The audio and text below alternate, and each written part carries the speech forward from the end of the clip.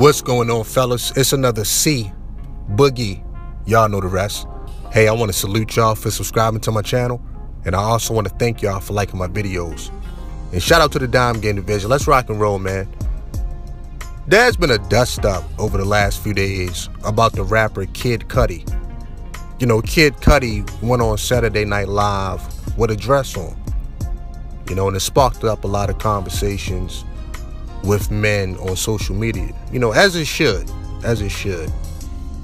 And it really goes to a bigger conversation that a lot of men have online about masculinity in this country in particular being under attack, you know. And in some ways I do agree with that, but in many ways I don't, man. You know, this society loves masculine men. You know what I mean? Real talk. If you look at Hollywood and a lot of movies that they promote, look at stuff like The Fast and the Furious. Bunch of masculine men, you know. Dwayne Johnson is loved in Hollywood. Does it get any masculine than Dwayne Johnson, aka The Rock? You know, look at guys like Idris Elba. Look at guys like Denzel Washington, you know.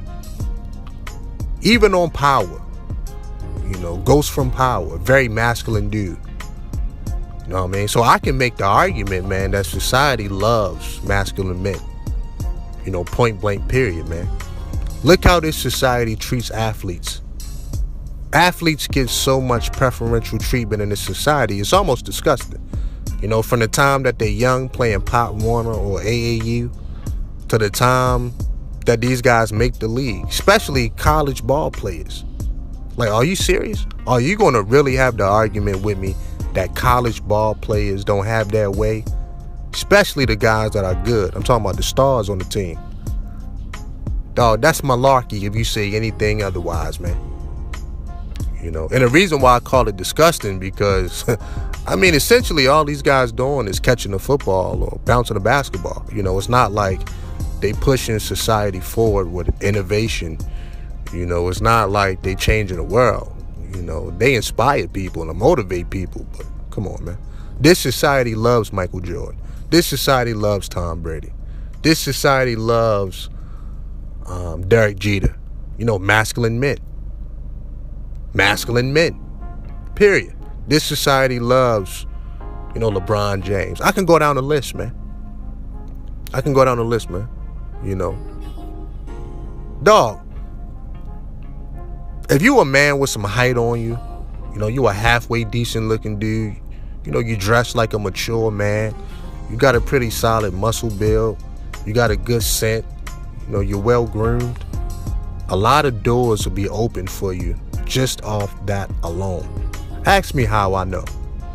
You know, I've gotten opportunities thrown at me because of my stature alone, man. You know what I'm saying? I've had some doors closed based off my stature, you know, because sexual competition is real. A lot of guys would be hesitant to hire you if they feel like you're going to come in a facility and take all the women, you know, but that's another conversation for another day, you know. But just on a humble, you know, based on my stature, I've gotten a lot of opportunities in life, man. You know what I'm saying? Just gonna be honest, man. You know,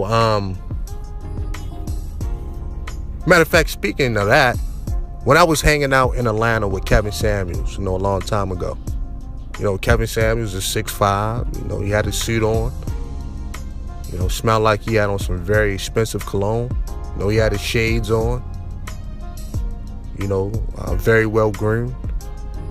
Kevin Samuels was getting compliments from men and women left and right. You know, I was there to see these things, man.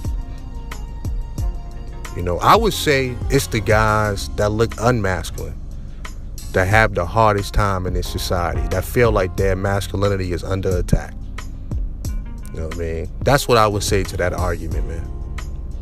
And that's why I talk about self-improvement so much, because it affects the totality of your life, man. You dig what I'm saying? And I'm going to close with this. What guys really are saying. Matter of fact, let me rewind. I'm going to say that to the end. Even in Hollywood with these guys with these dresses, they can always say no. You know, it's not like Hollywood has a gun to these guys' head and say, put on the dress or I'll pull the trigger. These guys have options and they seem to choose to put the dress on.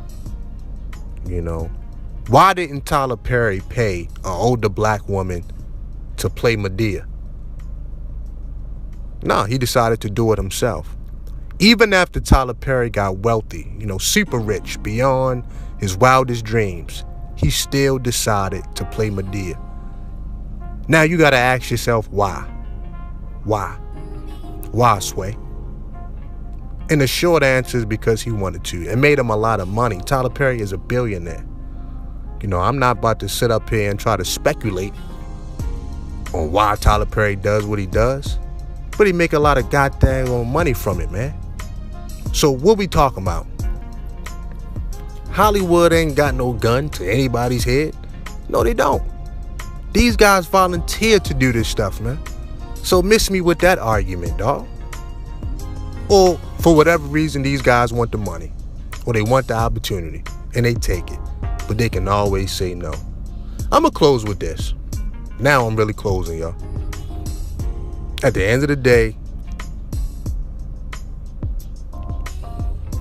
we all got choices, man. And as simple as that, right? We all have choices, you know? And whatever you choose, that's what you got to live with, man. You know what I mean? I don't feel like my masculinity is under attack. You know, matter of fact, in my life, I had the opportunity to play a superhero. You know what I'm saying? When I was in the military, playing with guns all day, walking around being masculine, shooting stuff up, watching bombs go off, jumping off of helicopters, stuff like that, man. Yes, man, I had that opportunity, dog. Yeah, I did.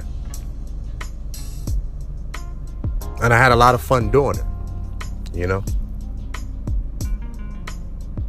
So really, what we talking about here, man?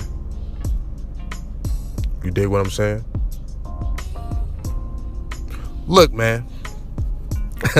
And I'm really going to close this down. I said I was going to close, but I guess I got a lot to say about this particular subject, man. Which is fine. We'll keep the party going for a minute. But, you know, at the end of the day, man,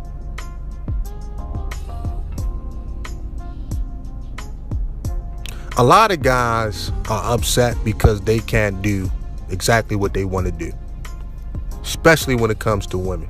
A lot of guys are upset that in this current day and time, women don't have this deep fear and reverence for men like they once had. You know, where a man would walk into a room and the woman would just bow down and kiss the ring. You know what I'm saying? There was a time in this country where a man could put his hands on his wife, you know, as long as he didn't go overboard with it. There was a time in this country where a 50-year-old man can marry a 14-year-old girl and nobody would think twice about it. You know what I mean? Essentially, there was a time in this country where a man can treat his wife like a child, like a straight-up child, and nobody would say anything about it. But that day has came and went, and a lot of guys are upset that they're not getting this deep reverence from women. And the biggest reason is because women make their own money now, or they have the opportunity to make their own money now, man. They don't depend on men for every single thing, man. You know, they have entered the workforce. They can get out here and earn a paycheck, earn resources. They can own things. You know, here's what it is, man. Everything evolves. Everything changes, man. Out with the old and in with the new. And a lot of guys, they just having a hard time with that. So in their mind, they just live in the past, man. You know, and I don't really have no advice for those kind of guys. You know, you can't live in the past. If black people was to go back to the past, we'll be in slavery. Do you really want to go back there? Do you really want to go to Jim Crow? I don't think so. So you might want to be careful with living in the past, dog. I'm done with this video. Peace.